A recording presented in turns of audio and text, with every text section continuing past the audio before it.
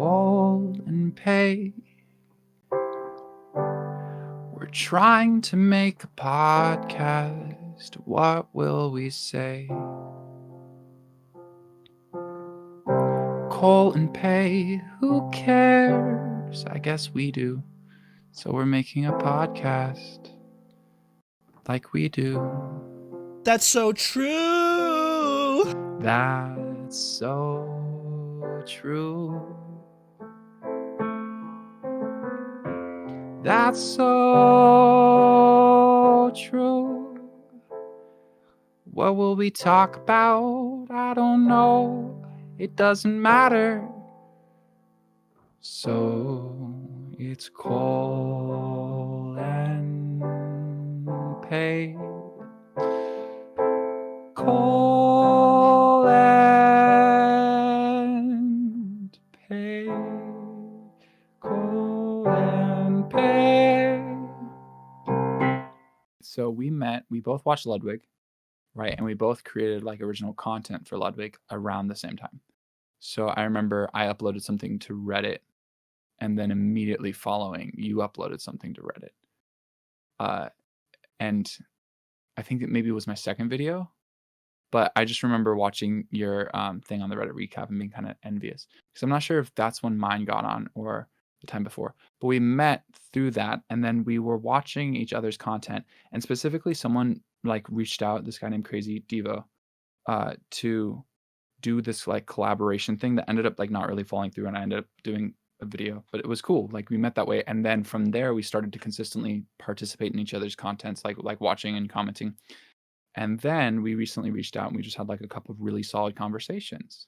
And Cole was like, "Have you ever thought about making a podcast?" And I was like when I realized it, because we had talked for like what, like it was like 2 hours. Like it was longer. It was like 3 hours. My girlfriend Raquel was in like in the same room, and she was like, "You have never talked this long with anyone before." And I was like, it like hit me all at once. I was like, you know what? I mean, we're both aspiring content creators, and I think this is a good way for people to get to know us, and for people to get more of Kole and Pey. I mean, they always say that, like, we want more, and like especially for both of our consistently, they're like, we want more of Kole and Pey, like that dynamic. Yeah, that's like we need they that. Always, yeah.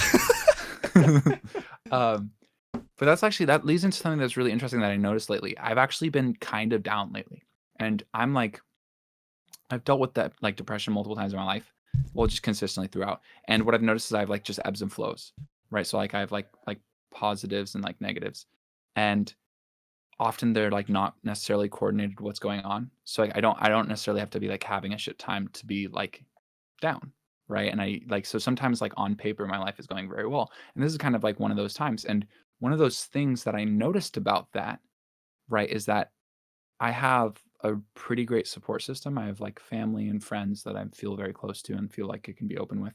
And I noticed that like I've been doing a lot of talking to people that aren't interested in what's like taking over my life, which is like music, obviously, but also like YouTube. I've been really fixating on YouTube, and I really want to understand how to succeed and what to do, and what I can do to like increase my chances of success and improve and all these things beyond just making videos, because the platform itself is also really interesting.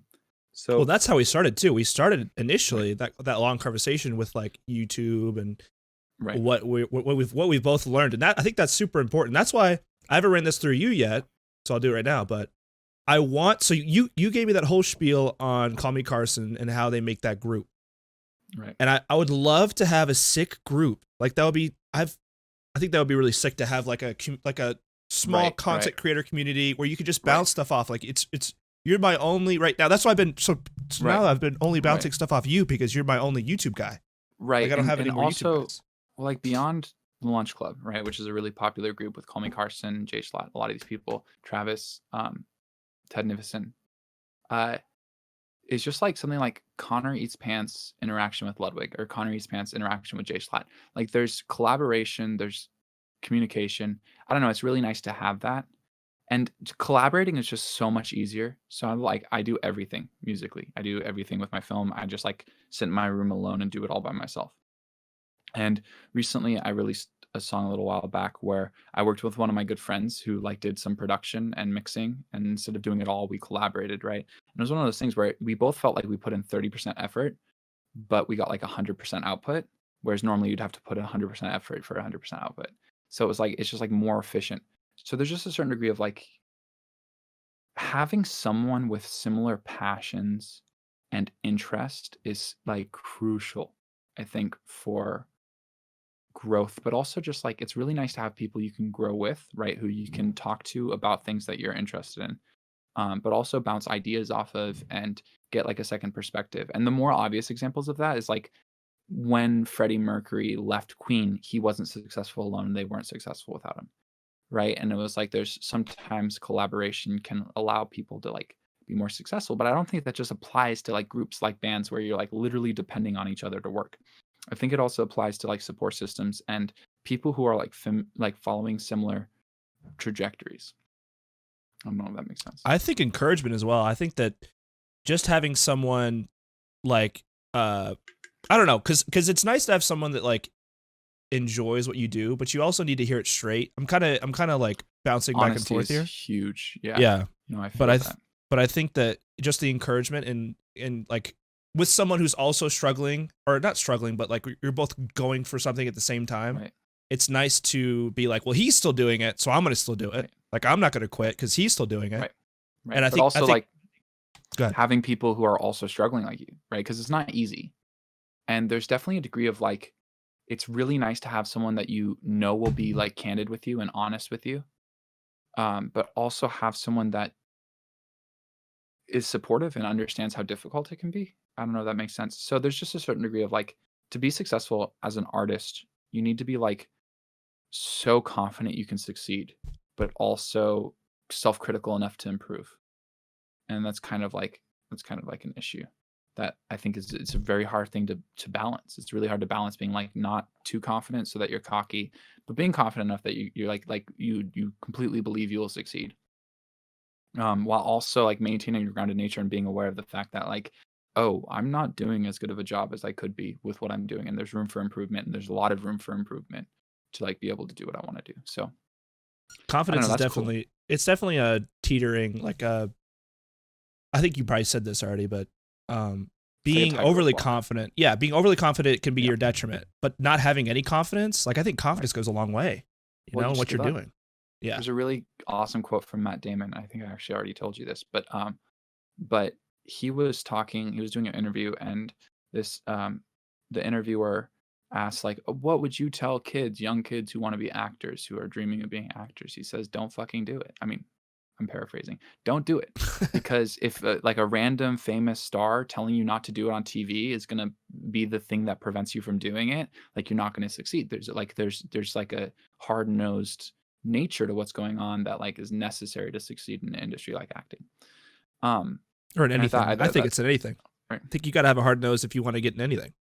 Well, I think like there's certain things that are more difficult. My dad wanted to be a pro golfer for most of his life, and like was a very successful player. But in the United States, which is kind of like the metric for who's making a living off of golf, there's less than 150 people like in the nation making like a living off of golf. And those who are making a lot of money, but there's like that's a very small sum. Whereas if you look at how many people are making money off of business, like the metric of skill, which is why I think business is much more popular, but also more practical to a certain degree, is like you can make money and not be amazing at what you're doing. You can be pretty good or okay.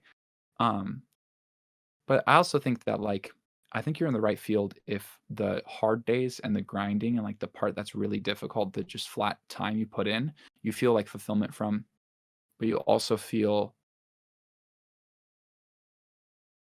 like yes, it's working, yes, it's difficult, but you're enjoying it and you feel like you're actively working towards something you want.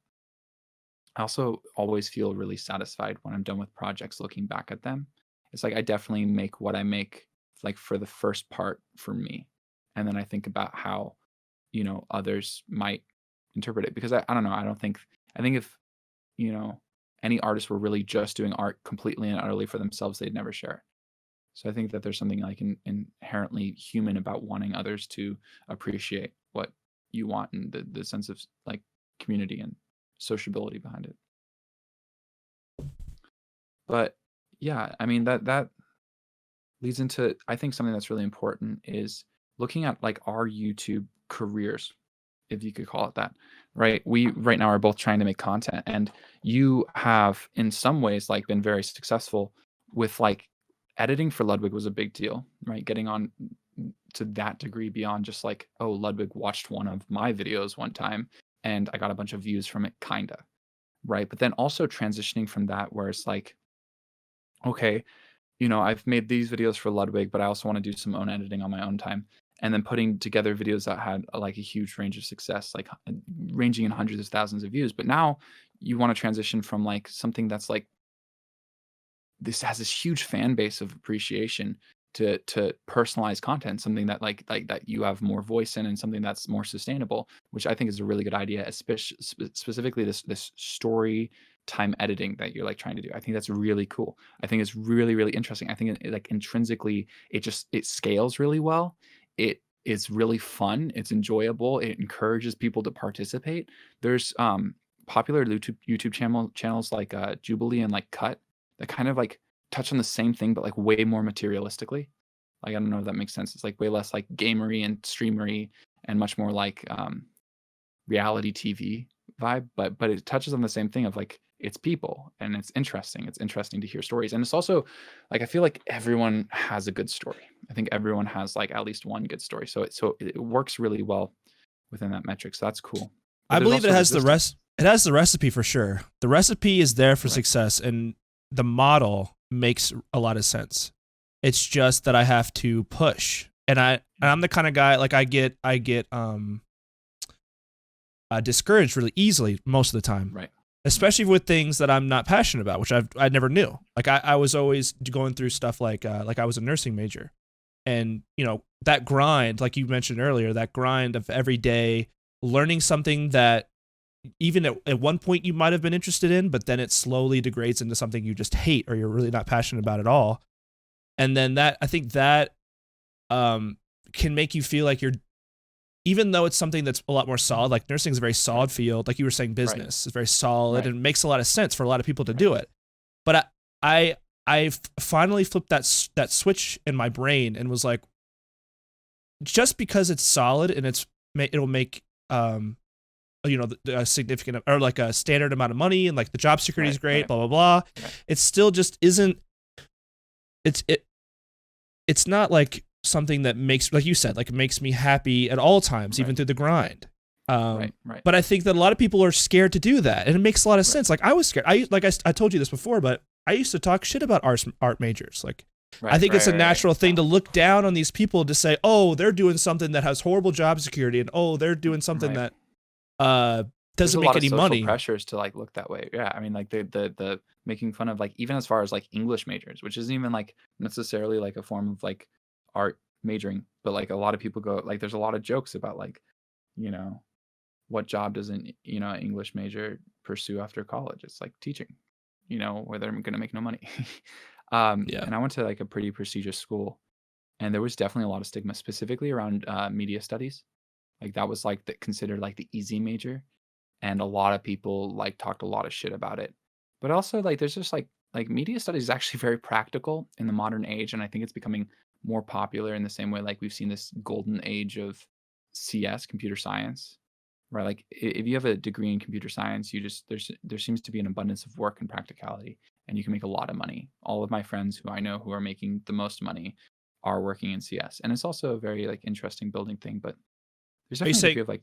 Are you saying CS is related to media? Well, yeah, I think media studies is something that's like being talked down on, but I think that it seems very practical, right? It seems like media and social media and like online resources and stuff like that is like actually a very good thing to be studying right now. I feel like the market is growing too. It's only going to get bigger. Right. So if you actually take the money and the effort to learn how that works, I think that you can capitalize on that market, especially as it's growing. Like we're in the growing age of social media. I don't think it's going anywhere. Right. Yeah, but also pursuing arts, I think it's really like finding what you enjoy when you enjoy the like monotonous parts of whatever you're doing. Like eventually at a certain point, there's going to be drills and grinding and difficult like sinking hours and hours and hours into anything you do. And when you can like find joy in that, I think that's cool. And generally speaking, that doesn't mean you need to like pick up something and be like, "Ooh, I immediately found joy doing, scales on a guitar and I picked it up for the first time." Like generally speaking, I think that's like a very toxic thing of like find things, try to have as much fun with them, and then eventually you'll get to a point where like you want to improve with them. Like you're like, "Oh, I want to understand chord structure better.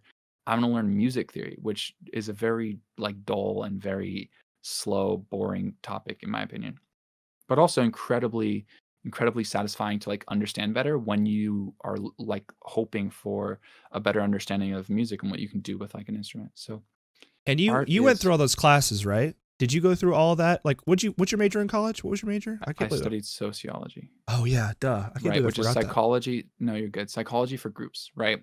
So I did take some music classes in college. I took like a voice class when um I took a jazz class at one point. So like I learned jazz piano a little bit and then didn't retain any of it. So like I can like play blues, but that's it. Kinda. And then I took AP Music Theory in high school and then like got sick with mono halfway through the semester, missed a whole bunch, and then barely didn't pass the test. So that kind of sucked, but it's okay. And then Wait, so you flunked it? So you didn't get the credit? I didn't get the credit. Oof. I got like there were two parts, and for AP testing, there's like it's on a 5 scale. So 1 and 2 don't pass, 3 and above do pass, and like certain majors won't accept lower numbers. So if you want to be a history major and you want to like test out of like use AP to like not take a history class as a prerequisite, you have to have like gotten a 5 or something like that. So Oh, there's so certain this is restrictions there. in high school you're talking about. This is in high school. I Yeah. see. Okay. So Those AP class. yeah. So Dual credit. That's yeah. why I mean, kids dual credit's the way to go. If you ever have dude, an opportunity to do credit, don't do AP. You got to pass with it like you said, like a 5 for it to count, no 3. or a 3. No, I'm it sorry, totally but works. No, AP's great. No, AP's great, but also well, going to like community colleges. that's It's true. all I don't know. It's just everyone does things differently. Well, Right? if you're Like a genius hate and it. you know you're gonna pass, then do AP. But if you can get the opportunity to do dual credit, where it's guaranteed you get the credit regardless, Right. Dual credit's good. Yeah, I that's dig the it. move. I also like Unless you're smart like Pey. Like Pey's damn genius, so of course he passes. How many AP classes do you take, Pey? one that it Oh, didn't okay. pass. Never mind. No, I didn't take the SAT. I didn't take the ACT. I graduated high school a year early Oh yeah. and immediately went to community college. I didn't apply to a college out of high school, and then I transferred into UC Berkeley and studied sociology. Dude, check this shit out. I know, dude. Segue? You're looking good. Dude, it's like a do-rag, Yeah. but it's like only for like it's like a band. Yeah. Damn, you look good, man. It covers up the forehead, dude. The 5 head. 5 head. Sorry, I didn't mean to derail you. It looks bad when it covers your eyebrows. Pull it up a little bit. You're right. Yeah. There we go. There, I see you. So no, you're totally good. So I mean, yeah, but I hated school. Like I despised high school.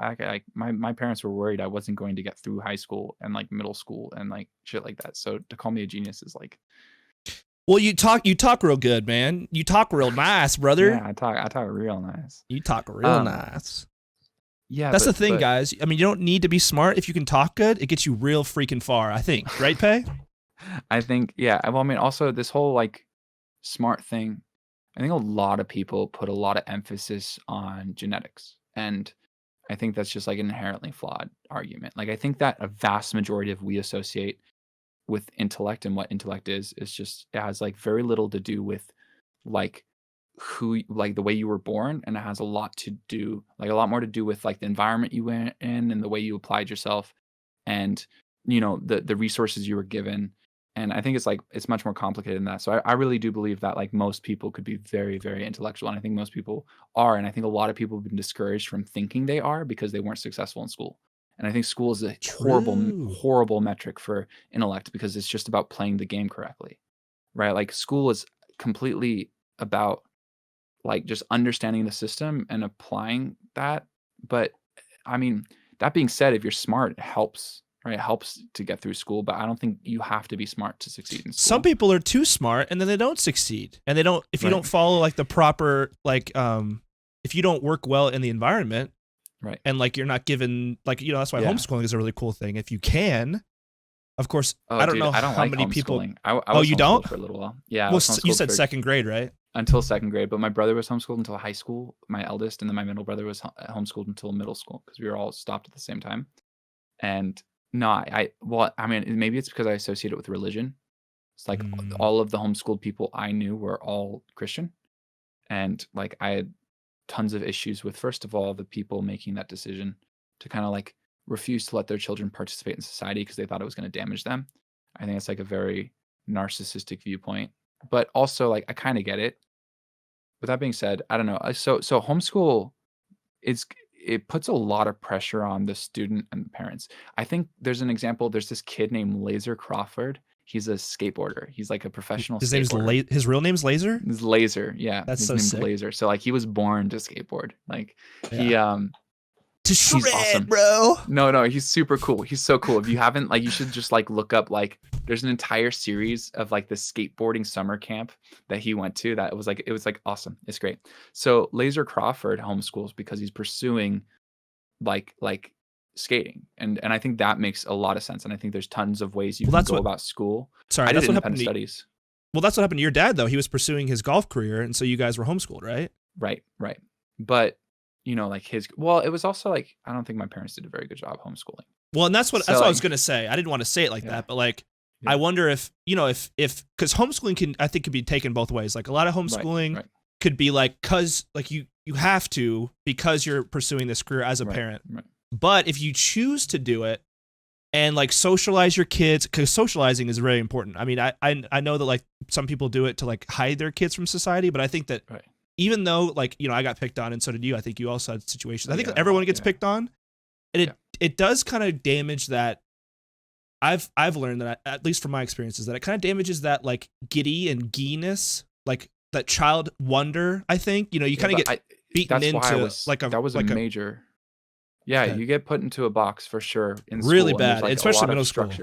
Yeah, middle school. Yeah, we both talked about how much we hated middle school. Middle school is like, this has always been my theory. Like middle school is like the orca of school. Like the killer whale of schools. Like if you look at an orca, it's very cruel in the way it hunts and it plays with its food. It fucks with penguins. Like as it's eating or as it's hunting, it'll hunt for fun. It'll do a lot of things. It's like very cool because it's smart enough to figure out how to abuse situations to better it, but it's not necessarily analyzing from a place of like compassion.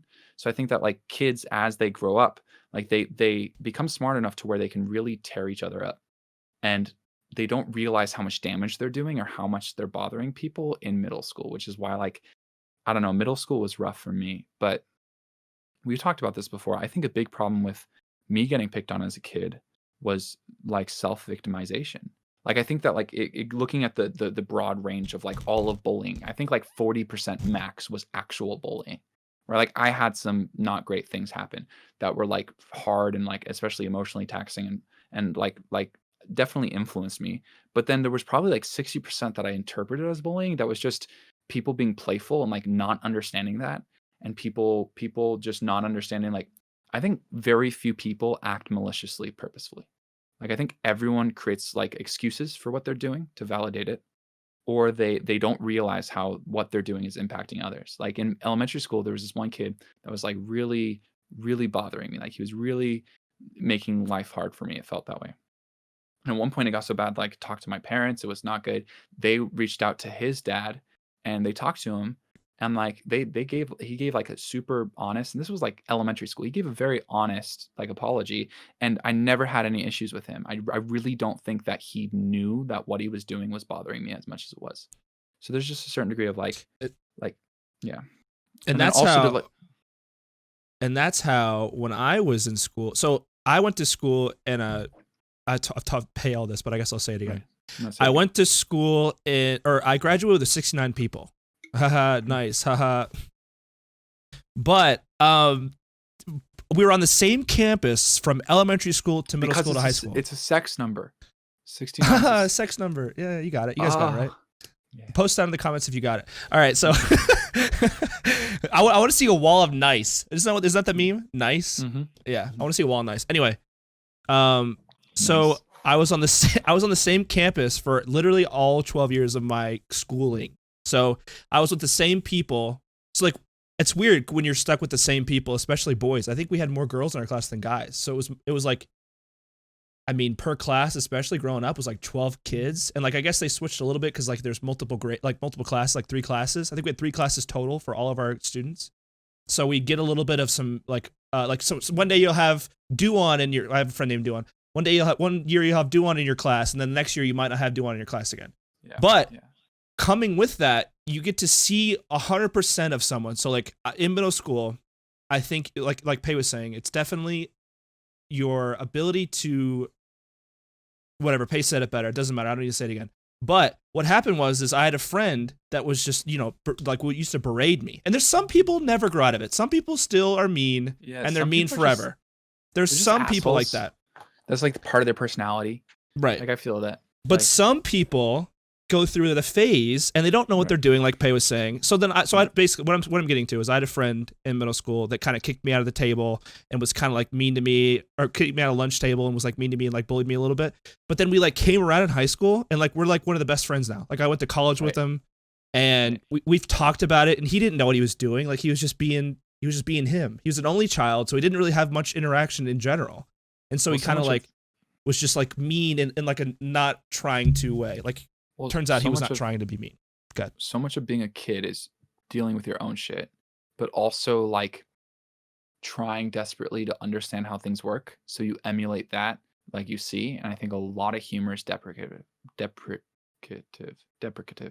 Where it's like there's like deprecation.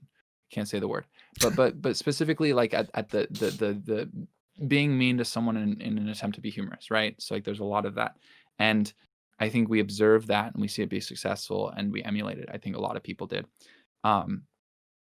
So I don't know. I think I really think that a lot of people don't realize, like how what they're doing influences others. And then I also grew up in an environment where it was like I was trying to translate things, and I would express that to my mom. Like I'd be like, "Hey, this happened," and then she would like come up with these like very classic, like it's a very classic coping mechanism. But like that kid is being mean to you because you're challenging his position on the hierarchy, and he's jealous, and he's like he's feeling pressured by you, so he's going to be mean to you. And it was like there was like this very almost narcissistic perspective of like I don't know. I think a lot of people use it as a coping mechanism. Like they're being mean because I'm better, or I don't think that's healthy.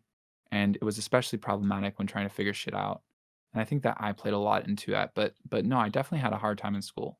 And that wasn't the only reason I struggled in school. Like we were talking about earlier, I hated the system. I hated the system in which I was educated.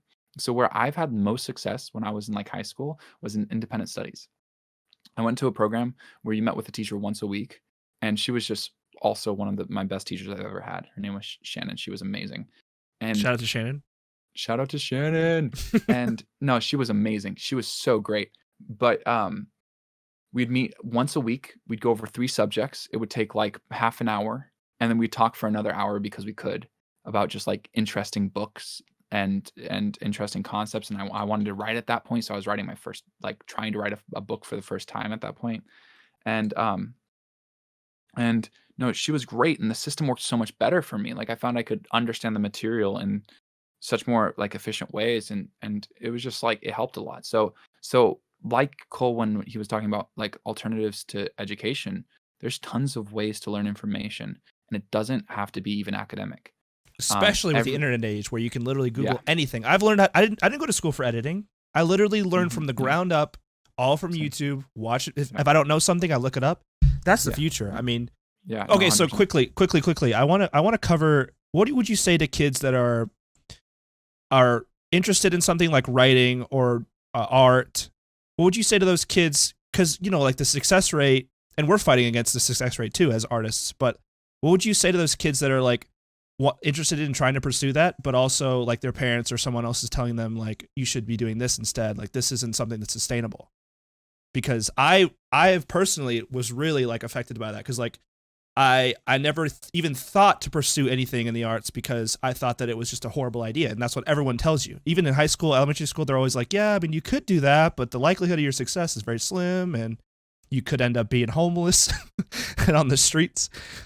Ideally, the best things to pursue is things that you would do as hobbies anyways, right? So it's like if you don't make a living off of what you're doing, like you still fuck with it, right? Like you still enjoy what you're doing. For me, like I'm going to play music. Like I might not become a successful artist. I 100% believe I'm capable of it, and I think I will.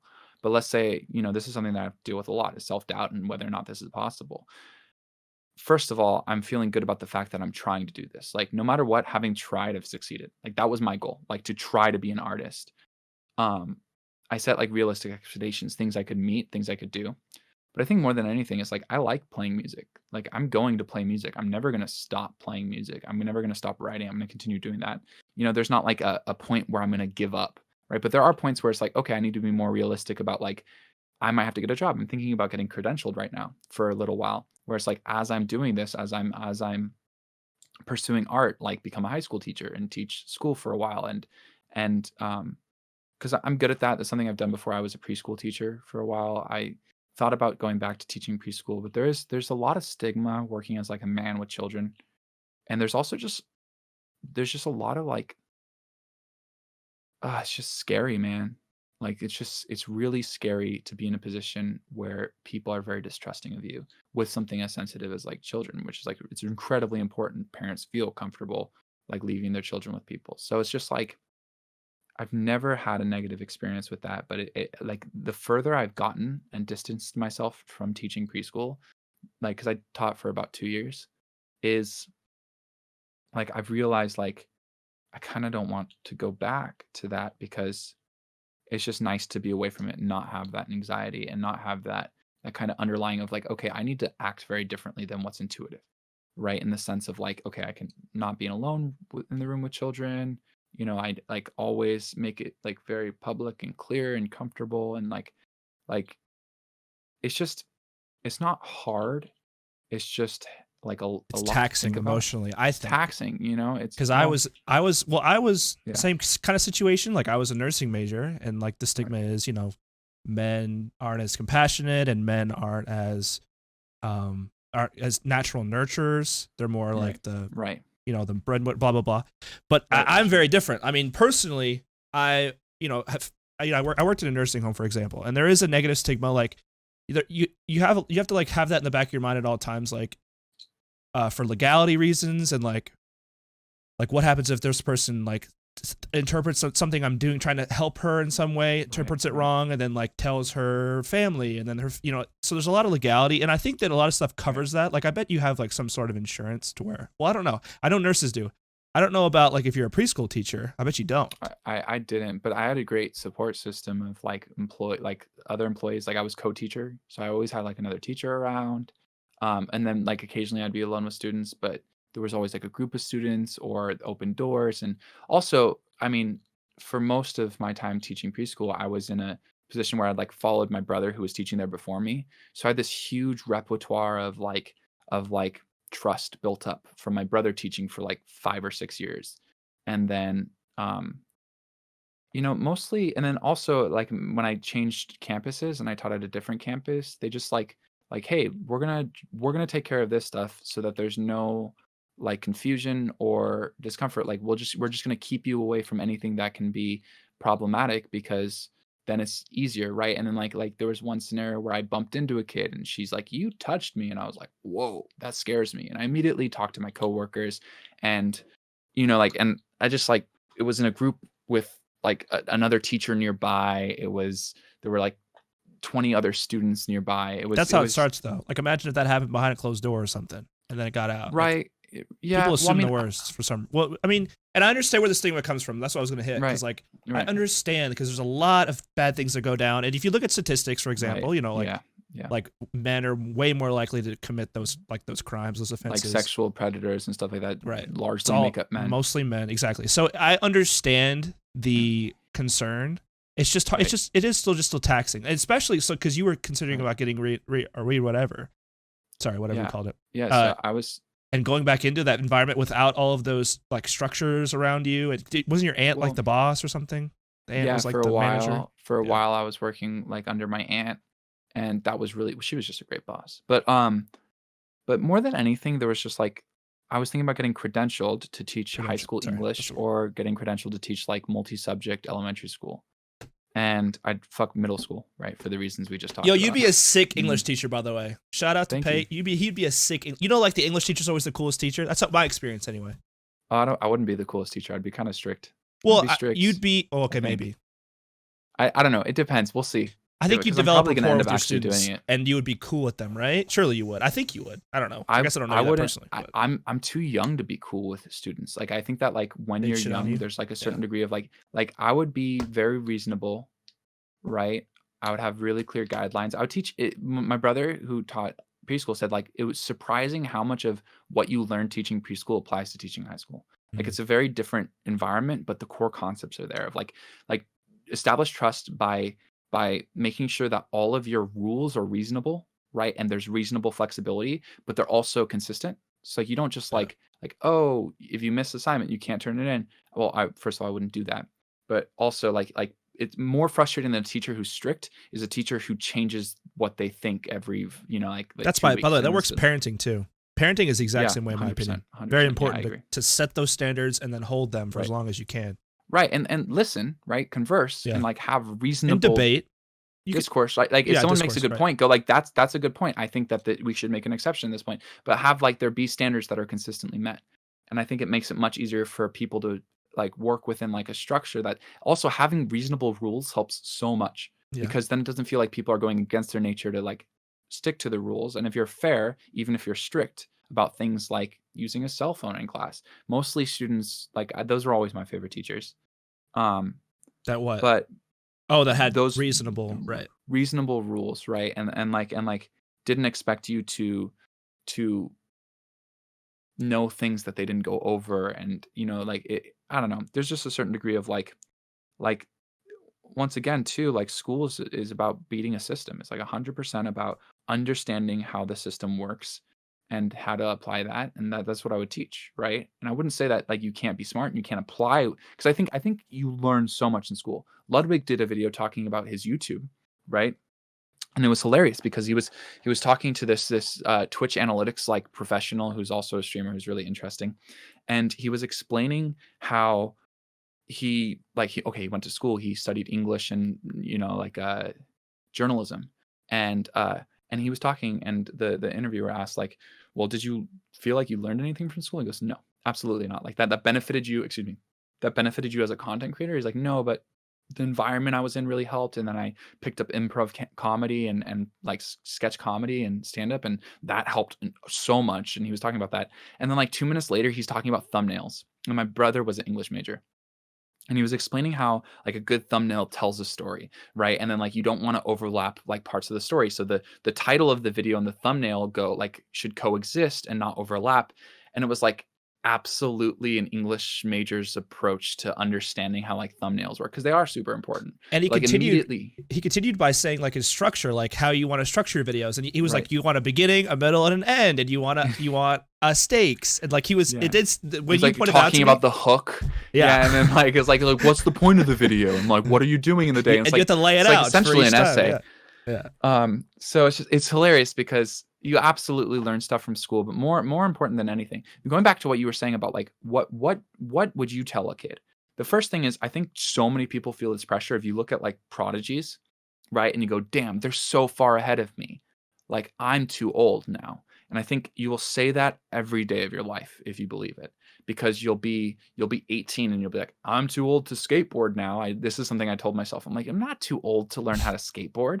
Like I skated a little bit as a kid, but I was like, ooh, I'm really jealous of all these skateboarders, and like I'm too old. I'm 18. I missed the thing, but I'm not even close to too old. And people always say that. You always look back at yourself 5 years ago and go, damn, I was so Every young. time, Every time. you always look back and you always assume, or you always look back and you're like, why was I thinking that way, or like what was Right. I thinking? 9 times out of 10, I think you could ask that to anyone and they'll do that. Yeah. So getting ahead of the curve of like being like, start whenever. Just start whenever you feel like it. It's never too late. You can be a 60-year-old, you can be a 70-year-old. And it's funny because as you get older, like what's defined as old, right, is like very different. Like what's an adult? Like I remember freshman year of high school, I was playing football and I was looking at the seniors. And I was like, damn, those guys are old. Right? I remember Yeah. thinking that those guys are like, because my brother was a senior playing football, and I was like, whoa, like he's like those guys got it figured out. Now I look at seniors in high school and I go, oh baby, They're so young, right? They're so young. Freshmen in college students are so young, and there's just a certain degree of like undergrad, and I feel like the way I feel about lower division students, so like freshmen and sophomores, I feel like I'm gonna feel that exact same way about upperclassmen in a couple of years, right? And there's just a certain degree of like you're always going to tell yourself that like, oh, I'm too old or it's too late to start something. But I mean, the amount of like famous artists that started learning instruments in their 20s, like it's like shocking. And there's just a certain degree of like, do what you want to do. Don't be afraid to start it. I also think that like doing one thing is way less important than learning how to get better at stuff. Like the classic, like learning to learn, almost cliche at this point, is like so important. I think that's where like school comes in. And I talked to like a really successful businessman when I was teaching preschool, because I was teaching in like northern Oakland, which is actually really bougie. And they were all like working in very successful companies in the city and in San Francisco and stuff like that. So I was like in the hills, and and I was remember talking to like one of my like favorite parents. He was just like awesome. He was super cool. But he studied business, and we were talking about like choosing majors in school. And he goes like, major just doesn't matter. Like going to school is so much less about practical application of knowledge, and it's so much more about learning how to learn, right? And like learning how to Google and learning how to figure stuff out and keep up with more rigorous schedules and understandings, and like learning how to deep dive into the subject and all these different things. And it's like, so there's a certain degree of like some of the best things I've learned in life as far as like improving in skill and learning how to do stuff was like from video games. Because I played video games at like a really, really high level for a while. And for a while I wanted to like be a Weird flex, but professional okay. gamer. No, I'm just kidding. No, yeah. I mean, I remember the first time telling you this like the other day, it was you were like blown away. Like you had no Yeah, I was clue. not expecting that. I thought he was. Listen, when I first was like interacting with Pey, I thought he was just a musician guy. Figured he was an art major or a music major, and well, had always been trying to do that. I guess you assume that when you assume that I maybe some people assume that I went to school for editing and like I was a cinematographer major and blah blah blah. Right. Or Film major. you were like interested in streamers, or you always wanted to be a YouTuber from the time you were like 12. And not to say that you didn't want to be a YouTuber. Like there was always a part of me that was like, oh, it would be dope to be making YouTube videos. I think a lot of always, people like, appreciated that. A lot of people have Yeah. that. Especially like in our generation. I think that like people like my brothers don't have that. Well, we really watched it below up firsthand. We watched Right. We were there for people the go golden from age. Yeah, exactly. Yeah. Yeah, and like we watched the range of content, and we were also so impressionable at that age. So it was like it was dope. And now we've also seen it transition like into more valid of a medium, right? We see a lot of like really successful people, especially in like niche YouTube communities. Like what I've noticed is like generic YouTube popularity. Like if we would talk about like the biggest people on YouTube, I'd say that there's a lot more validity behind like the biggest people. We've even seen like a recent change from like, for example, Logan Paul and Jake Paul to like David Dobrik and Mr. Beast. Like I don't know if that's like So- like a fair. I was gonna say so we were talking about this earlier, but the curve, always thinking you're missing the curve. That's how it always was for YouTube. I was like, oh, I'm too late. I'm too late to get started on this because all these people are already are successful, and that's going to be the only people that are ever successful on YouTube. Such a flawed viewpoint, because especially after seeing Mr. Beast, after seeing him go from sitting in front of a computer for 8 hours to converting that audience into something amazing, has changed my viewpoint, and that's why it's never too late for anything you do. Because there's always going to be those Mr. Beasts that are going to fucking kill it no matter what. Because they know what's going on, and they studied, and they worked hard, and they understood, and they researched, and they wanted it enough to where he did whatever he could. He did those little things, in my opinion, to begin the audience and begin his snowball. Everyone has to get their snowball somehow. That's what I've learned. They were critical. Yeah, for sure. They were critical of what they did, but also confident enough. And like some people come from a place of like, I can't do anything else, so I'm putting all my eggs in this basket because this is all I want to do in life. And then some people come from a place of like, I really believe I can be successful. Like I'm completely convinced that I can succeed in this medium. But I think there's just a certain level of like unbridled, like just commitment. And that doesn't mean you can't have self-doubt. That doesn't mean you can't be self-doubting. Like consistently, this is something Kole and I actually communicate a lot about, is like when we're struggling and trying to figure out, because it's so hard not to get caught up in the numbers. And I mean, talking about favorite YouTubers, analytics are so fun. They're so really fun to and look they're at. so disappointing. They're so disappointing sometimes. And there's definitely a degree of like, it's funny because Ludwig talked about how he felt like the Ludlock, which was a thing he did, a Pokemon thing he did, that it just wasn't successful. And it's funny because in my mind, that was like one of my favorite parts of Ludwig ever. And there's a certain degree of like numbers don't represent the things that resonate most with people. So when I think of like my favorite YouTubers and my favorite things that they've done, it's like very rarely the thing that was like the biggest, right? The one that did well, like the best analytically. right? So there's just a certain sense. There's also, when I was studying sociology, I took this class on like organizational strategy. And one of the main things we focused on was literally beer. We focused on beer, and we used beer as a case study for understanding something like more broad in the market, which is like, how can beers like Budweiser be so successful, and then like niche like microbreweries be so successful? And the main idea being as like, as something becomes more general, like as it gets the bigger and bigger, grows and bigger, you lose the niche, right? Well, your And what homies, happens like is your that little creates, community. Yeah.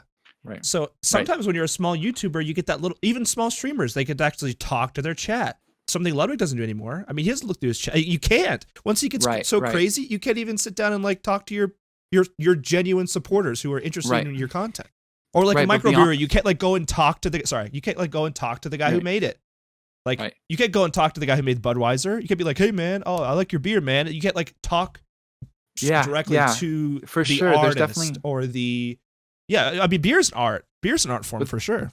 but So there's same also a concept. degree of like the idea being that like, as Budweiser theoretically gets better and grows, it leaves space for people to come along to fill these. And I think YouTube is a perfect ecosystem for this. It's like, there's the king of the niche, like there's kings of each niche. Like you can look at like different categories, like you can look at animation, right? And sometimes those niches break into mainstream. If you look at like Jaden Animation and the Odd Ones Out, like they were kind of filling this like, oh, we're storytellers and we do like animation, more like animatic than animation, but like where we do original drawings and animation in conjunction with that story that we're telling. And we're charismatic and we do these things, and then those broke into the mainstream. But there's also a degree of like, as Ludwig becomes more general and like focuses more on doing things that will appeal to as many people as possible, like TikTok reaction videos, it'll create more space for people who were watching Ludwig to go like, I liked the Pokemon thing. I'm gonna go watch a Pokemon YouTuber that like, what they do is Pokemon. Like if you watch speedrunning, you'll know. Oh, I just forgot his name. He's this really really famous Legend of Zelda. He was like a Ocarina of Time speedrunner, and like he has like 4 hour long videos of him speedrunning with like slight commentary. He's this really awkward kind of guy who's pretty genuine, and he has a like pretty decent following because there's something very engaging about what he does, right? So I love like, I hate engineering. I'm not interested in engineering at all, but there's like YouTubers like Wintergotten and like This Old Tony that like are doing such a good job in that niche, and I watch a lot of their videos. And there's just a certain degree of like, I think that, I don't know, I think YouTube's crazy. YouTube's so weird, but consistently I come back to it. And we were talking earlier about analytics, right? We were talking Oh, about how quickly, that hang can on. impact you. I Yeah. want to make a point to say not only are there niche communities that are ripe for the taking if you are interested in something that no one else is doing, which is kind of rare, but Right. also on the business side of things, what I've recently learned is that just because you're Ludwig and in the entertainment industry or something like that, or something that everyone's doing, at least in YouTube, there's something called the CPM, which we talked about briefly at one point, which is Right, based right. on, so your CPM changes based on what content you produce. So say you want to talk about business. That market is way more monetizable than reacting to TikToks.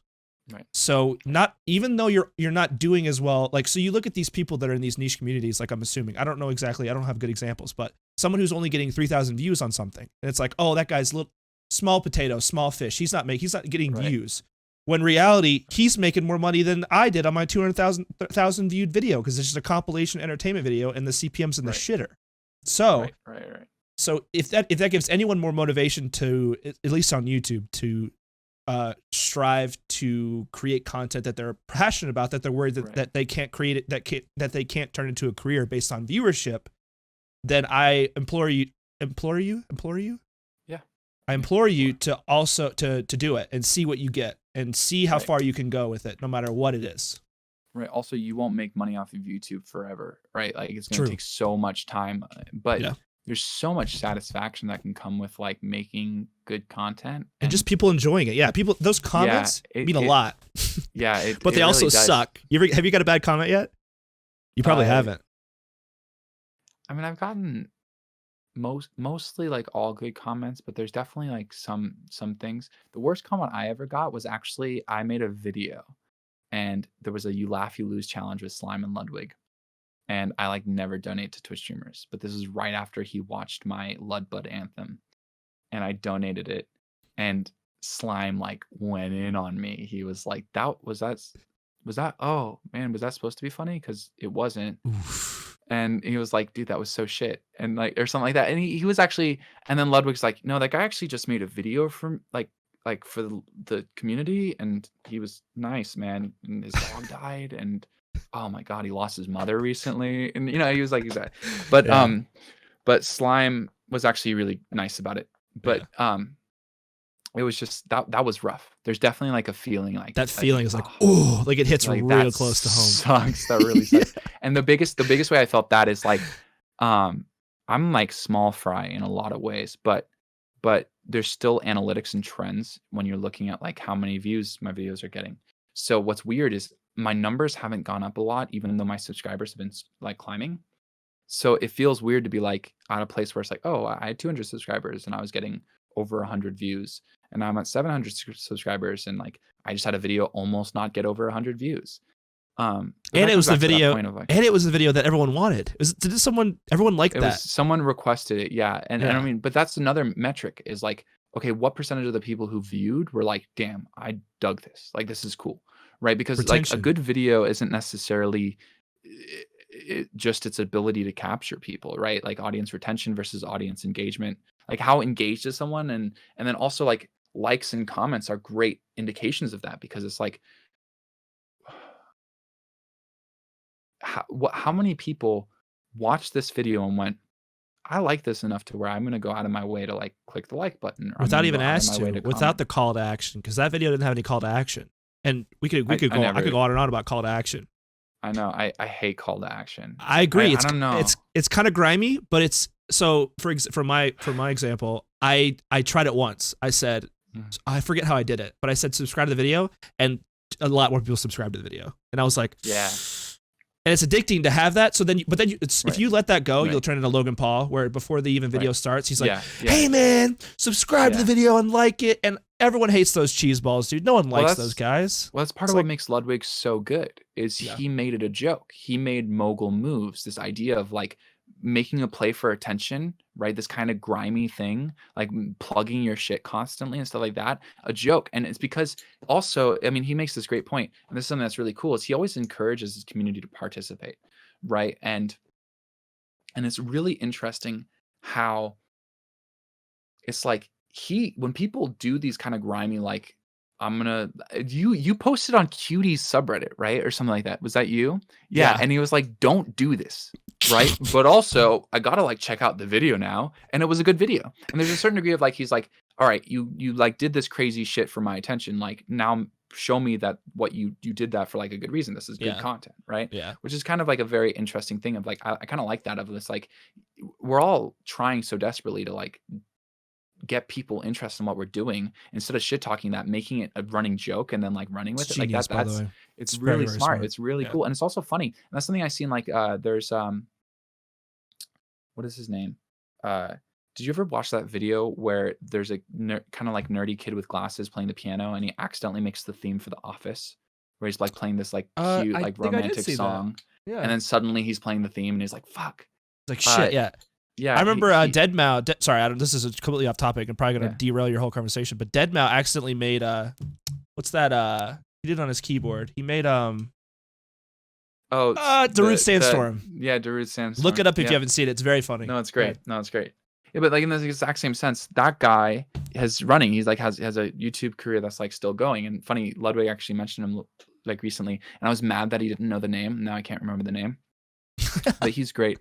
I'm just gonna look it up because I actually need to remember. But he does this thing where every single time he does a sponsorship, he does it like he does skits. This is what he does: skit comedy, often related to pianos.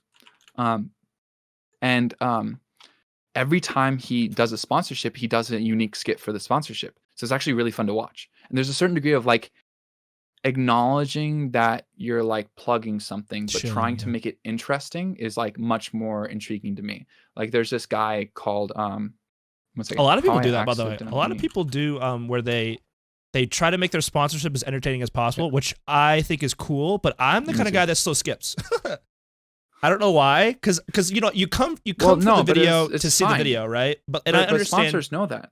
right? Like that's what sponsors are paying for, right? They know people are gonna skip, but they Yeah. know that even with skipping, the percentage of increase in like purchase, like when you look at marketing, the way it works, right? Even when you're skipping, it works, it impacts you. Mhm. So there's a degree of like, but also I imagine that his skip through rate is way lower Good than point. people. It's still probably like minuscule how many people actually watch it, but I think there's absolutely also the guy's name is Daniel Thrasher. He's great.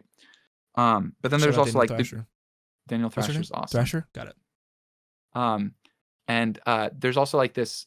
I got really into like One Piece explanation video essays at one point, and I didn't watch One Piece. And What? there's this, yeah, I know, That's it's funny. great. No, it's great. It's like what's funny is like with a series that's been running for that long, it's almost better to watch a synopsis of it because there's always anything that's running that long is going to have amazing moments. So with One Piece, there was like all the great moments, and then they would do like a 20-minute video synopsisizing the entire arc. And you're like, that's dope. That's so cool. I love these characters. But you didn't spend like thousands of hours watching. You're the But, second person that's told me that video essays is the new movement. So if any of you are interested in making video essays, apparently that you're the second person that's told me that that's the move right now on YouTube. Well, I have 2 video essays I'm currently working on, right? All right. Well, hey, make sure that you go and subscribe to Pey. What's it called? Pey the Creator. Pey the Creator, and check out his sick video essays that I'm sure are going to be absolutely super fucking. Yeah. Make sure you go and like. No, I'm just kidding. No, eventually, no, but calls to action. I think you can be clever with calls to action. Yeah. Right, in a way that's not as obtrusive or guilt trippy. And what it comes down to is the amount of times I've subscribed because of a call to action. Like I'm part of the people. I'm part of the reason that works. It's because like it gets me, right? Like the whole Ludwig constantly plugging what percentage of his viewers, like his views come from non-subscribed people. Like that was never an issue with me because I found him on YouTube. Like I found him through YouTube but like Mizkif. Recently I've been watching a bunch of Mizkif videos and I wasn't subscribed and I just like didn't want to. And then eventually I was like, all right, I've watched enough Mizkif videos. But that's also weird. The weird thing about YouTube that is very different is like we grew up where subscriptions were notifications. It was the bell, right? If you were subscribed to someone, you'd be like, they would let you know whenever a new video is posted beyond just the little blue dot next to the name saying that there's new content. And what's really weird is YouTube, the way the algorithm works now is like so much of what you're getting suggested and what you're watching is not based off of subscriptions, which is why like my subscriber count has been climbing, but I feel like my views, I haven't been doing a lot of mainstream stuff right now. I've been mostly doing like me stuff, which I plan on changing actually, because I feel like I've done a pretty good job of like creating an identity for my channel. I feel like good about that. I want to like go back to like making content about other things people feel passionate about, things I feel passionate about. Like I like watching Ludwig. I like watching Call Me Carson. Someone asked me to do a video on like Pokemon, like a streamer song for Pokemon. That probably would have been very successful, but I don't watch Pokemon. Like I'm not really interested in Pokemon. So I don't really want to make content about things I'm not passionate about. Because you also talked about this. It's just harder to do. It's just significantly harder to do. And it shows, man. It shows. It shows a lot. And you can't hide it. No matter how much you want to hide it. I mean, if like I mentioned this, but if you watch my first video, like Ludwig and QT video, and even my second one, I loved it and it showed and people watched it. And then slowly I felt like I needed to hold, because once you get a taste of 200,000 views, it's crazy. Like it's no, but you got a taste of. I'm at 13,000. 13,000 views. Oh, that's our timer, by the way. That's. Damn, that was short. Which sucks. Add 30 minutes. Add 30 minutes. I'll add 30 minutes. We can go to an hour and a half. Sorry, Raquel. My girlfriend's sleeping over there. She could sleep through pretty much anything. Okay. What was I saying? See, that's the only problem with this timer thing is it derailed my thing. Fuck. Oh, but no, you got a taste of 13,000. It's hard not to be like, oh, I'm gonna keep making Ludwig videos because that's what did well. No, I was the opposite. Well, you were thinking ahead. For me, I was like, I wasn't. Yeah, for me, I was like, I don't want to be in a position to where I'm a Ludwig YouTuber. Like that's me. That's what happened to me. I don't want everyone who's subscribed to me to only like what I do because of Ludwig. So it's like, so I'm gonna make videos about what I want to make and like what I envision doing in the future when like if Ludwig wasn't around or whatever happens. That sounded really ominous. I'm not gonna kill Ludwig. But but so I like there was like noticeable amounts of people who unsubscribed to me based off of what content I was It making. hurts, man. And It that's something. hurts. That's No, not what I mean. it's funny. I don't mind. I Yeah, I like know. it. Pey, I know you're I more like mature than me. All right, Pey. You don't have to rub it in. Like you understand the conceptualizing it. I well, get it, and you're like ahead well, of the game.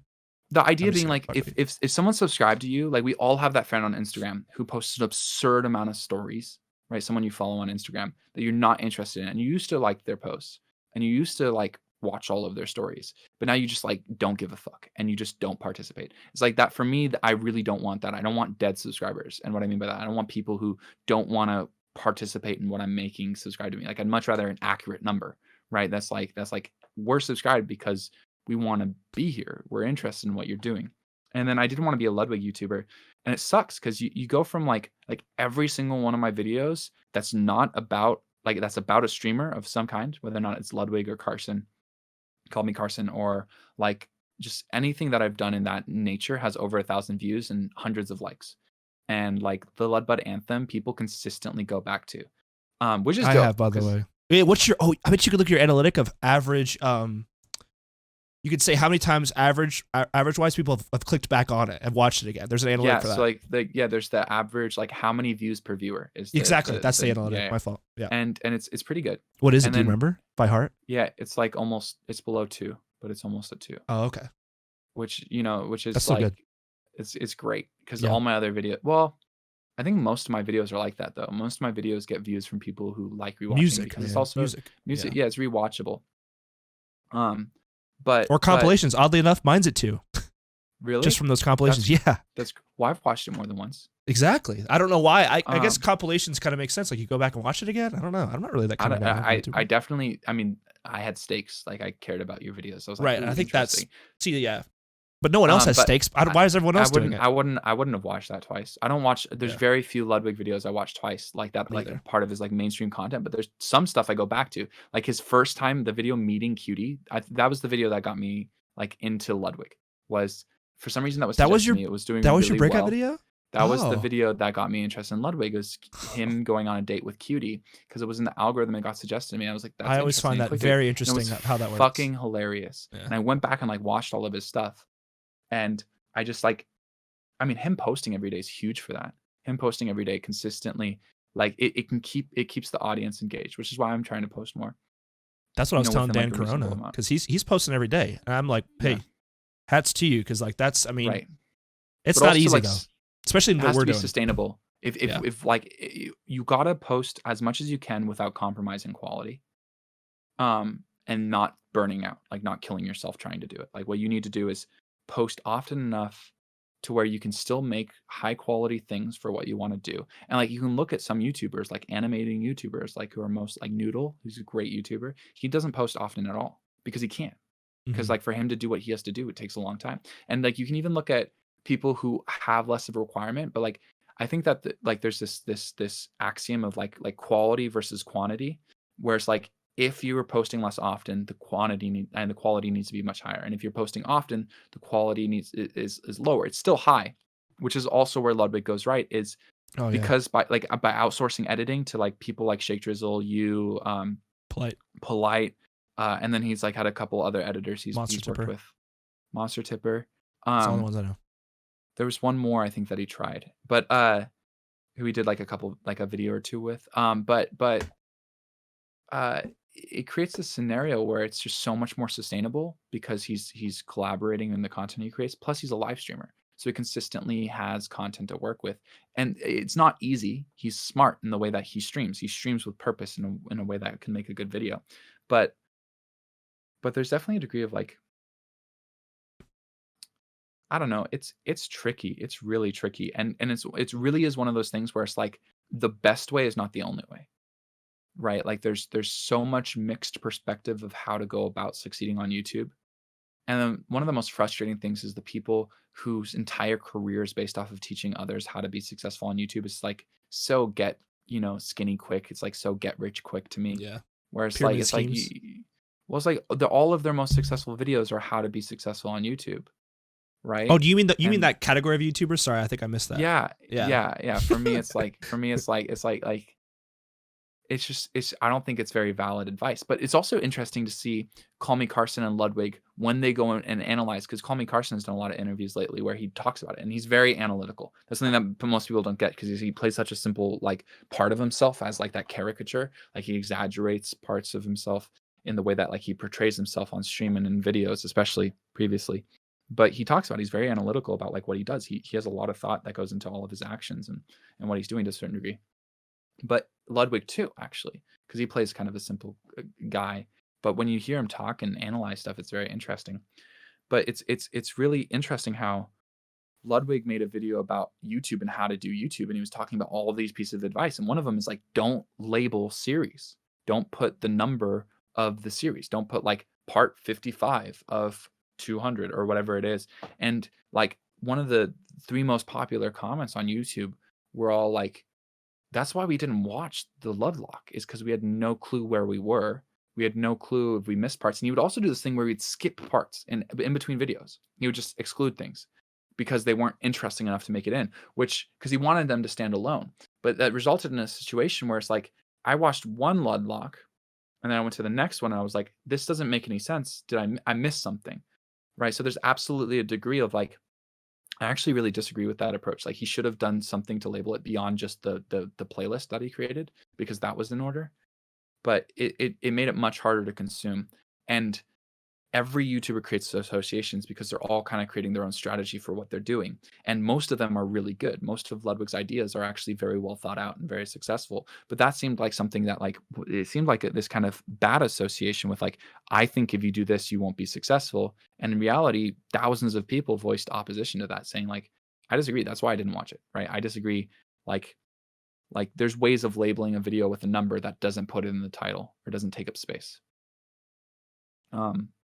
Thumbnail, by the way, you can just put a number on the thumbnail. Yeah, that's what we said. Well, and what I told previously, Pey just was like is number at the top. there is the whole playlist concept, and you put your stuff in a playlist, but like Pey didn't know that was a thing, and I'm sure tons of people don't know that's a thing. I did, but like I didn't check. Like I didn't look for it. And then when I did find a playlist at one point, playlists are also really frustrating to come back. Like if you're trying to watch in a playlist, it's really, really hard if you stop halfway in the middle, because you have to open the playlist again. It won't continue from where you left off. You'd have to like find the specific video. I don't know. I think that there's just a certain degree of like if you look at people like statistically challenged, which is like this another niche that is really good, is like these old school RuneScape videos. Have you ever watched any of those? Like no, these Pey, Iron you Man got all these challenges and niche, stuff? dude. I guess I'm a basic bitch. I watch like Logan Paul. By the way, to preface that, I watch Logan Paul only now. I did not watch him during Suicide Forest. But Oh my people, God. I watch like David Dobrik, who's been gone for I don't know how long. I'm like I guess a mainstream bitch about these things. I don't know all these cool niche communities like Pey does. That's funny. Well, I mean, you could also argue nerdy, right? No, But true. Yeah. but they're Yeah, great Pey's a nerd. because Pey's like I was saying, he's really smart. No, I'm just kidding. yeah, I'm a nerd, man. But these As you can see, as you can see with this do-rag, I'm not a nerd. Like I'm as far from a nerd as possible. He's like the coolest guy in his I absolutely hate nerds. I beat them up all the time. all the time. Yeah. I know from personal experience. But there's like they do label things and it works well. And but I don't know, YouTube's scary, man. And also it's like hard not to get influenced by numbers. That's a huge proponent to all of my struggles are numbers related, and me right. doubting Well, what I'm doing. Especially, it's also especially like it's especially rough. Like I know how hard that is, and that's why I did everything the way I did, is because of how hard that's going to be, right? The transition from making Ludwig related videos to making your own voice and grinding. But I also think that it's one of those things where it's like, remember we were talking about Easy Speezy, the Ludwig viewer who has like an account. And he was a part of that episode where it was like the Tinder best friend episode. And he was like a cool guy. And he has like 5,000 subscribers on YouTube, which is like significantly more than I have. But he's getting way less participation.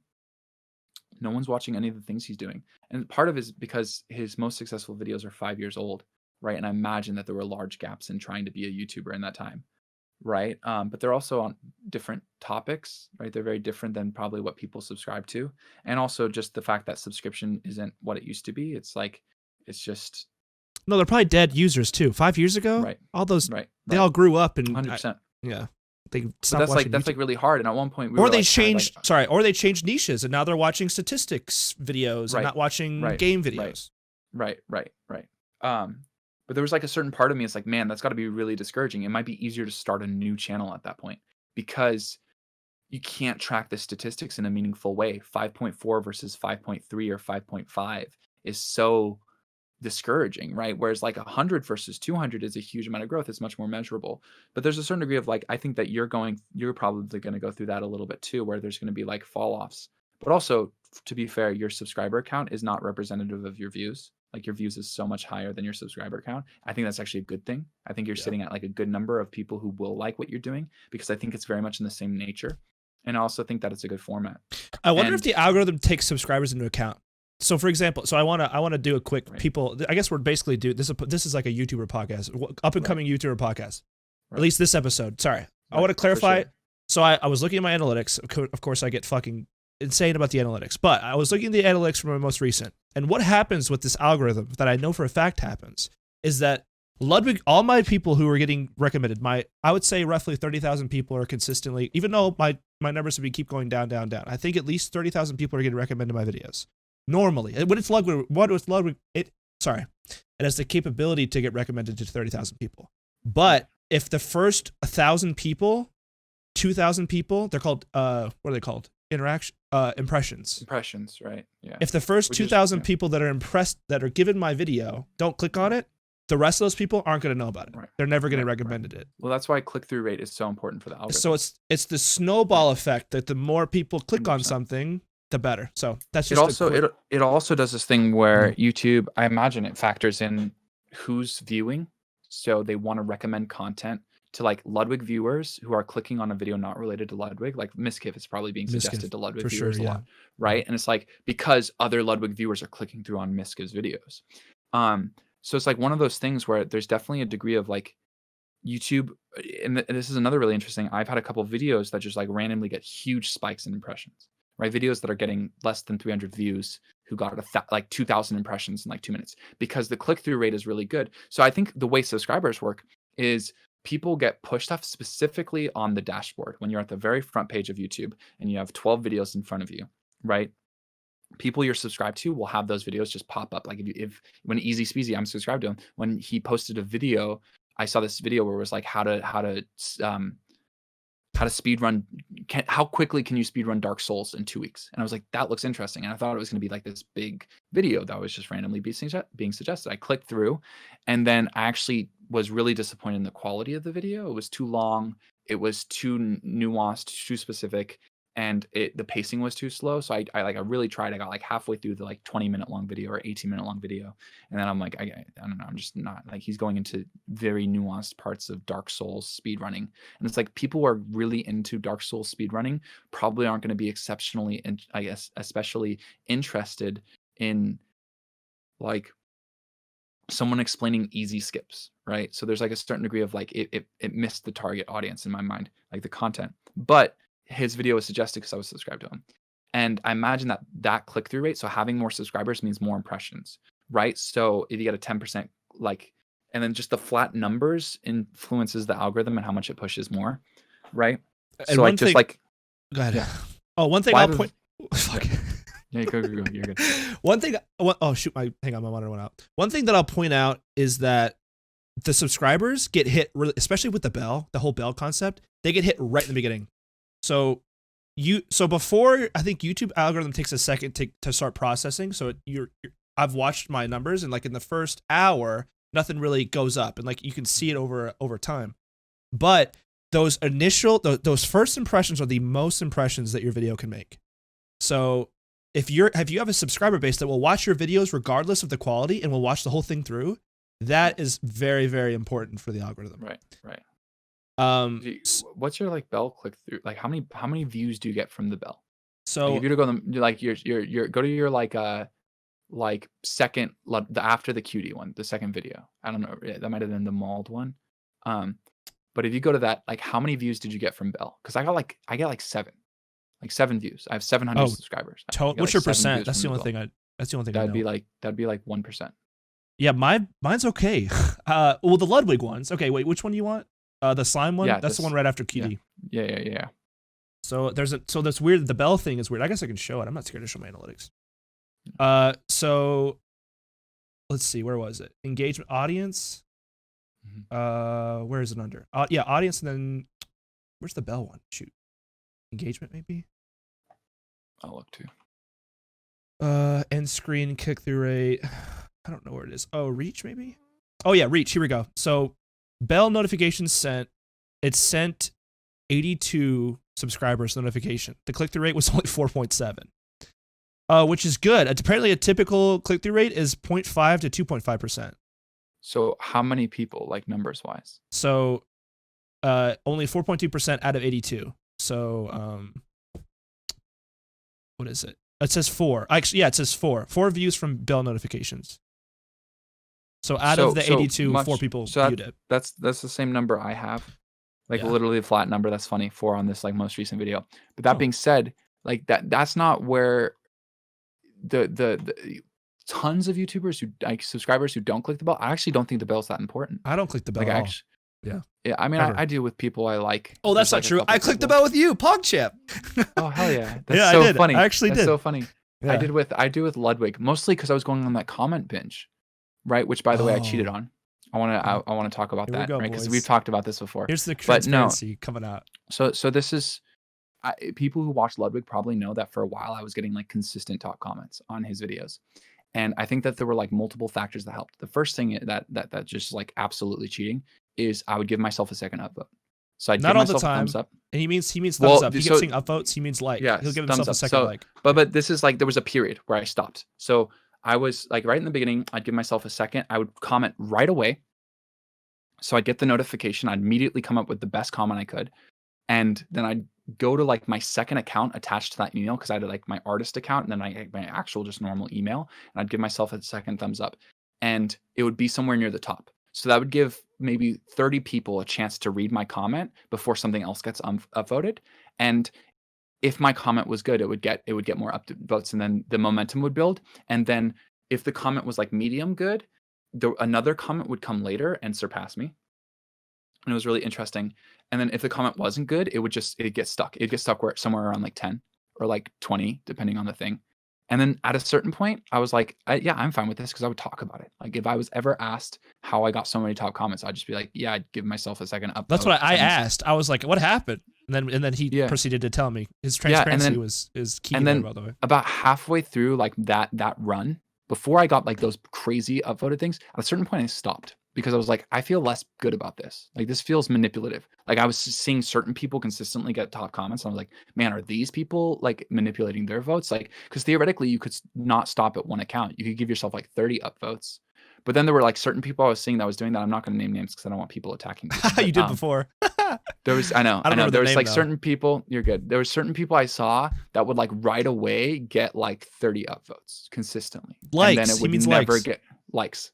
It would get 30 thumbs up consistently, and then it would never grow. So there was a certain degree of, like, I felt like my comments were pretty good. But then I actually talked to you, and you're like, at a certain point, it seems sus.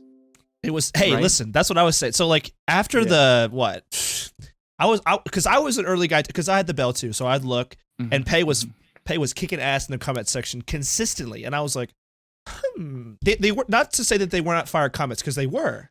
And, like, that's what Pey mentioned. Some of them were. Well, it seemed like a lot, but there were a lot that didn't go anywhere. Right. Because it's every day.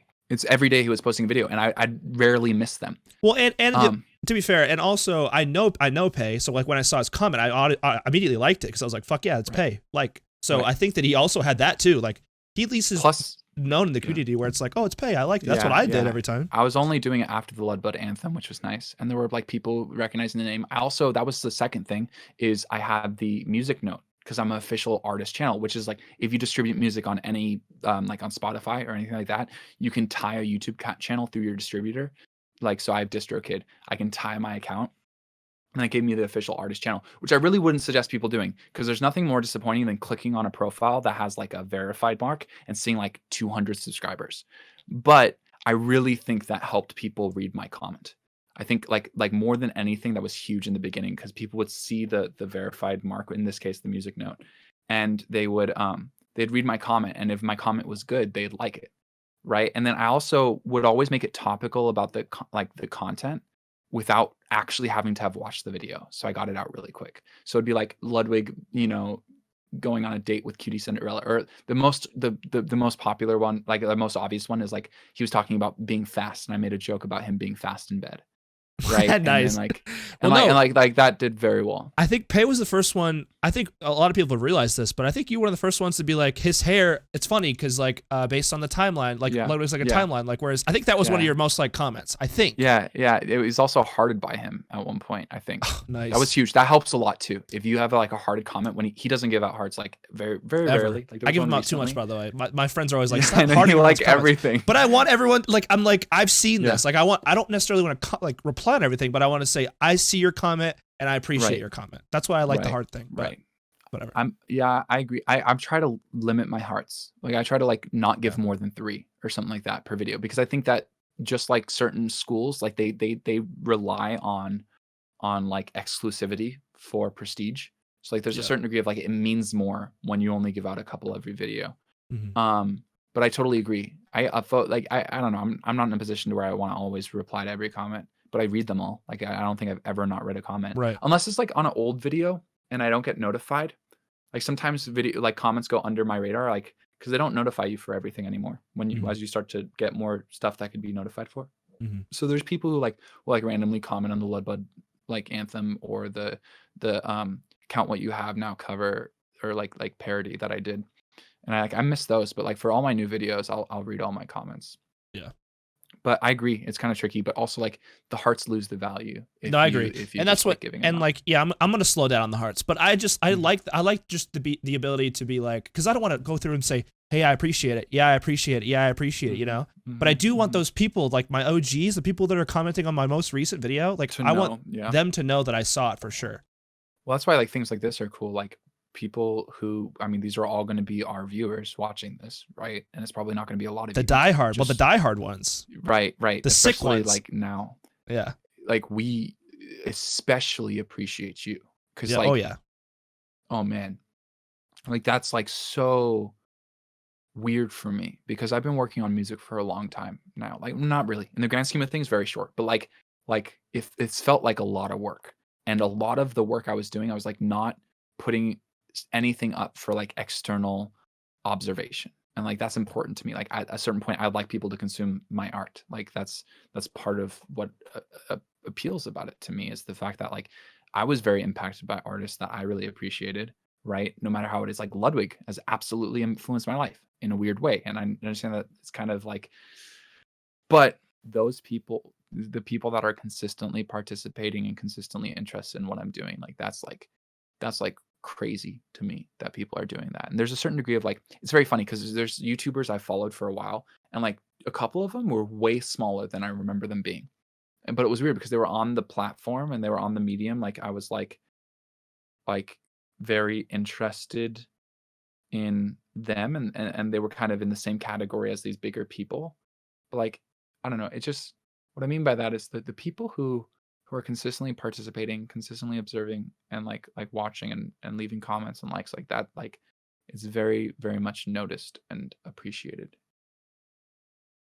What I was going to say, I remember what I was going to say. It's funny though, because like you said that and you automatically felt weird about it, but and especially because Ludwig is also and Slime especially is informing everyone, because we all have these kind of feelings. Like me as an editor, I've watched Ludwig talk, I don't know for how long.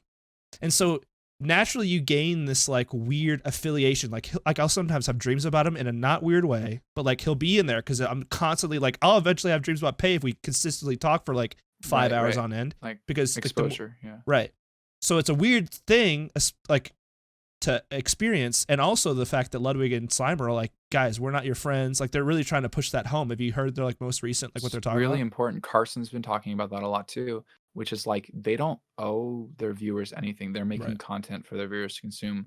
And I think that's really healthy. We're seeing a lot of unhealthy stands right now where people like are obsessing And I mean that's especially common in like these like lunch club as like people and but it's also interesting because a lot of what they do is just like they're being human in a very like vulnerable way of like, okay, I'm consistently doing stuff. I'm going through these plights. Like that's I think that's why people love Pogo Stuck so much is like it's like that's crazy how the range of emotion and frustration he goes through trying to beat this stupid fucking game, right? But it's also really, really, really satisfying when he does beat it. And it's just like sharing part of his experience and sharing a part of what he's going through, and that's huge. That's big in my mind. But also like the reason I was like hesitant to say Ludwig is it seems less valid. It's like not like he's not like a socially accepted comedian. He's not like a stand-up comic that like probably receives more validation within like the social perspective. He's not like someone talking about I don't know emotions very much like generally speaking he'll occasionally will but generally he's funny, that's what he does. He's But that being said, that's huge. It's huge for people to have that community. And also what's weird is I've met a lot of cool people through Ludwig. And that's very interesting to the community on itself because I very rarely participate in fandoms. Like I've never been part of like a Ever. Me YouTuber's either, by the way. Discord. Never Yeah. have been in that. It kind of fell in my But lap. If Ludwig and all right, that fell in my lap because I was at a time where right, I had just flunked out of nursing school, and I was looking for like this passion that I had, and at the same time there was this YouTuber that I thought was really cool and I looked up right. to, and then I'd never made content. That's why it's weird though. Like I wonder if there's anyone else that's experienced that, but like getting into this weird fandom thing, like posting on the Reddit and doing all these like fan Right, interactions I had never done right. before. And like he's the first one that I've ever done that to. I wonder if that's for a lot of people. Or I wonder if they're Yeah, like a bunch of people I that imagine. Well, I imagine every like successful YouTuber has the people they resonate with, right? There's gonna be like someone that like stands out to them yeah. that really works for them. So I mean, like, yeah, I imagine a lot of people's first like participations with Ludwig because he's doing such a good job being consistent, right? Like consistently part of what we do in our and his videos are never too long, right? And when they are long, he's very critical of not making the pacing bad. So it's like his long videos consistently. Like one of my top comments, I think, was like, man, this video didn't feel the length it was, right? But then also another reason I stopped like commenting so much, and like occasionally I still try to, but like I don't think I'm finding success. Is first of all, I think people, weird tangent, people were very much the same nature of you, where it's like, okay, this is getting sus, which makes sense because whenever someone's like too established in something.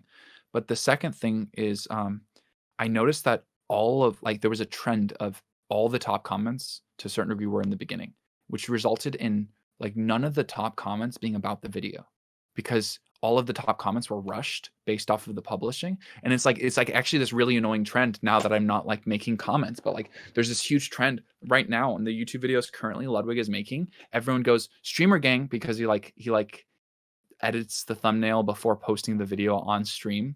And they're like, anyone else see the thumbnail as he made it? And everyone's like, I saw the thumbnail Mm. on stream. I'm gonna like that comment, right?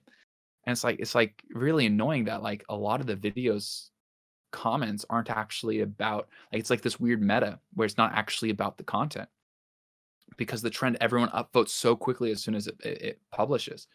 So and it was like funny, like I didn't think that was actually like in the beginning of what I was doing like a thing. And maybe I'm like over analyzing and overvaluing my impact on just like the comment section of Ludwig's videos, which is such a like No, it's fine. I think it's a natural but thing. So like I think if that is definitely a meta. Like that could easily be a meta where it's like people are right, rushing comments because they're getting instant gratification right, from being top comment.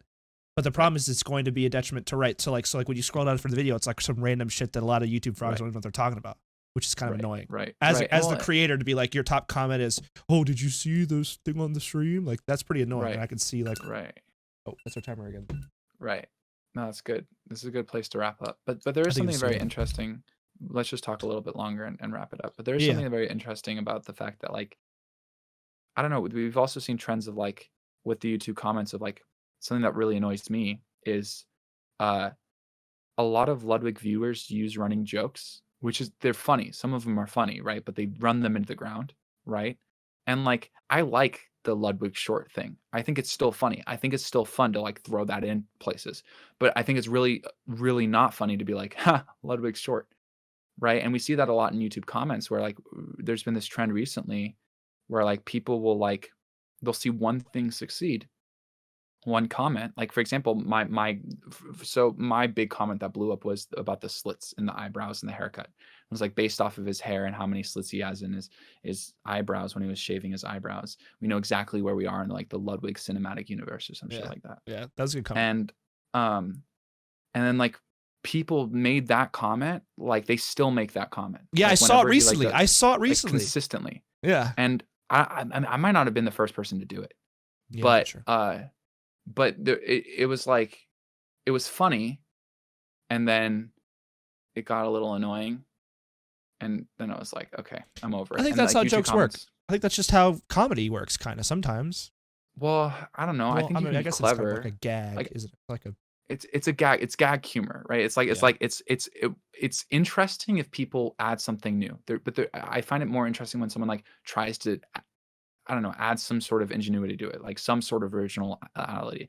Like I think it's like in my diss track I did with Ludwig at one point, I made this joke of like Ludwig's the fastest growing streamer on Twitch, but his height seems to differ as he's stretching a bit. The idea being he's like, he's the fastest growing. Why is he so short? Mhm. Right. And that felt like a kind of That's a way clever of short making joke. fun of Right. height.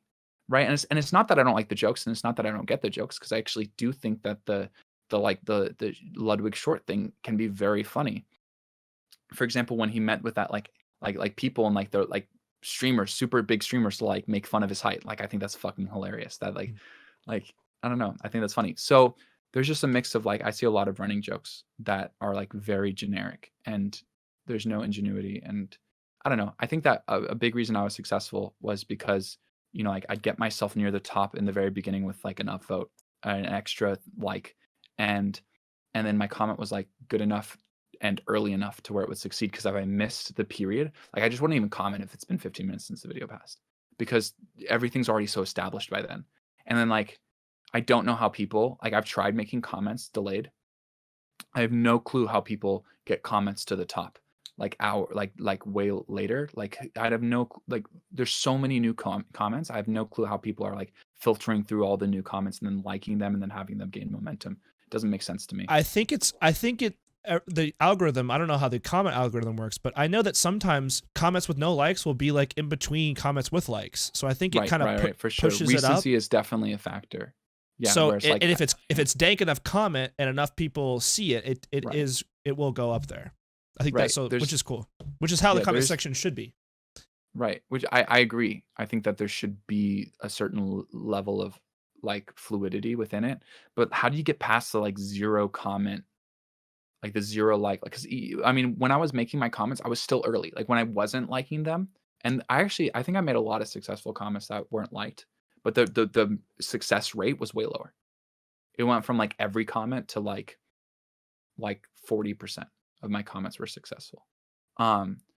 But even then I was still early. Like I was competing against like no one, right? No one, People were right. looking for, so there's a certain degree of like how do you get past that zero like I don't know, black hole? And so I don't know. Actually, it's funny how I feel kind of like I've been trying to make comments lately, and I'm also happy not making any more comments. I'm like good. I think you've done it. You've made the comment section your bitch, and now you're like, whatever. Who needs it? No, I found a niche that worked for a little while. Like a and distinguished, yes, I found the solution to the Well, comments. but and now I don't think I wouldn't need to anymore. even if I kept, and even if I like was upvoting more, like giving myself 40 upvotes and shit like that. Likes. Like likes. Even if I was giving myself like 40 likes or something at the start of videos, like I still don't think I would continue to be successful, because I think people got tired of my comments. They got tired of me always being around, which is like fine. I think that's also part of the reason I had so many successful comments when I did, was like people were like, ooh, this is it's Pey. the It's guy like a that unique, makes the joke. Yeah. Mhm. Yeah. So it's cool. I don't mind. That was fun. Yeah, I mean, I think that this is interesting. I think that for anyone that does watch this, it's probably going to be a very small amount of people. And if you got to this point, that's wild. That's crazy to me. Imagine. I don't think anyone's gonna watch the entire thing. Maybe they'll skip to the end and listen to this. Well, no, this is cool though. Once we blow up though, if think about like going back to like yeah, the I think first it'll be podcast. plus Pey it's and just Kole- fun. Plus it's Yeah. just Oh, fun. no, It's just oh, yeah. it's just fun It's to a talk to you. blast. Obviously, yeah. But Obviously, it's fun to talk to me. I mean, come on. let us like what do you want us to talk about? Because Also- we had like some talking points, but we didn't. I agree. I'm sorry for cutting off, but I want to Yeah. run this through you really quick. Are you? I guess the whole concept of a Discord, right? Like that's the thing. But my Discord is dead. Do you ever do Discord? Like, do I you made a interact Discord, with- but I have no interest in running it, and I have no interest in interacting with people and it shows. who Like same are thing gonna with me. moderate. Yeah.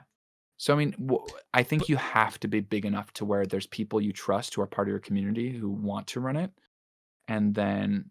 So I mean, like I'm down to make a Discord at some point, but like also. But what I was going to get at was Mhm. small. I'm interested in talking with small content creators. I think that's really cool. And Right. I know that a lot of people do these. Like I've looked online when I was desperate, like on the Reddit pages, like small YouTuber Reddits, and like I would look on there, and they're super like, oh, look at my video, look at my video. But I would love Right. to almost create this little group because we were talking about the whole group thing and Carson and all that. Right. But Right. I want to create a cool little group. I've always wanted to do that. And to create like a platform for people to grow. And that's why I love this whole Storytime thing. So like if you're a small content creator, reach out to me.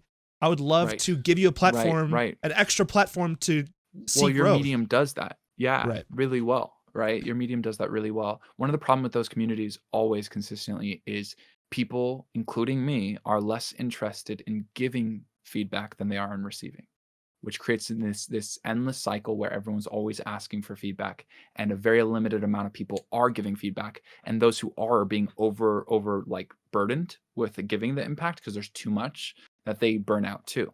So it's like tricky, but also I think that like your Storytime thing, I think that creating content collaboratively is huge, right? And then also like reach out to us. Reach like, out to me is what I'm saying. The problem Yeah. is people are going to get upset because I'm eventually going to get someone that reaches out to me that I just don't enjoy their content. And Right. it sucks to be that guy, to be like, sorry, man. Like, and I'm not, I wouldn't want to discourage anyone. That's the problem. But I wouldn't Well, also no, you want should to. phrase that, right? You can say like, I don't know if I can give like good feedback because this just isn't my jam, right? That doesn't mean the content's bad. That doesn't mean that you don't have potential to grow. But like I consume certain things. That's never bothered me. When people go, I don't like your music because I don't like your voice. Not because you have a bad voice, not because, well, I mean, also my voice isn't necessarily the best, but people No, go, that's I don't not like your true. music. It is it is beautiful. Whatever. My anyway. brother really doesn't like my voice. Oh, yeah, you My told me brother that. really hates my voice. Yeah, he's bad. like really critical of my voice, and he's like, you got to do something to fix your voice, dude. But no, it's good. He's very supportive. He's actually a great brother. But Sorry. when people say I don't like your music because I don't listen to this music, or I don't like your music because I Yeah. don't like your voice, it's way easier than like that music's bad music, right? If that makes sense, like as criticism. And Well- I mean, but that in that exact same sense, constructive criticism is huge too. Like people going like, someone recently reached out and like when I was doing these .move video, this stream thing Mhm. where it's like very like memey and like short. Mhm. And someone's like, you keep putting this music outro, and it's like I can't put any of these in playlists because this music outro just gets in the way. And it's like, Oh. because I was doing the normal music, the entire song, and then I was having my like drum and piano thing that I did for another video, the Fairly Odd Parents video, just for like an outro with like exit thumbnail stuff. And it was like, I was like, yeah, I actually agree completely. Like that was a really good point, and I went and edited them out. And I think that was like what I was actually going to say is those. So I want to create this community. If for some reason you've gotten this far, please reach Right. out to me if you're a small content creator. The problem is I'm going to evaluate your shit, and I'll throw it through Pey, I guess, too. I don't know if Pey's interested, but I am. I'm done with this stuff. Like reach out to me. I'll say yes or I'll say no. But I would love to integrate you somehow if you have something to give. Like for example, Pey, I desire Pey to be my music guy. So right. Pey is the We've been music guy. collaborating a lot. Yeah.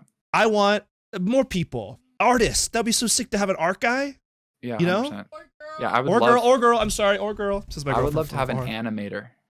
An animator. Like I'd love to have an animator. course, but we're not animation's huge- so time consuming. oh my and gosh, yeah. And we're not big potatoes. But even We're if also you're very one viewer poor. Andy, we also have no money to give right now, you know. But I don't know. I just love that. yeah, but no, but reaching out, yeah, but also just like people interested in making stuff. Like there's tons of ways you can collaborate with people. That's awesome. Yeah, I agree. So for all those who actually did watch any of this, Thanks. Yeah, thank you. We appreciate you more than you know. All right. Really, honestly. All right, that's it. Let's wrap it up there. Goodbye. Ooh, the kiss. Ooh, save that for later, boys and girls. Ooh.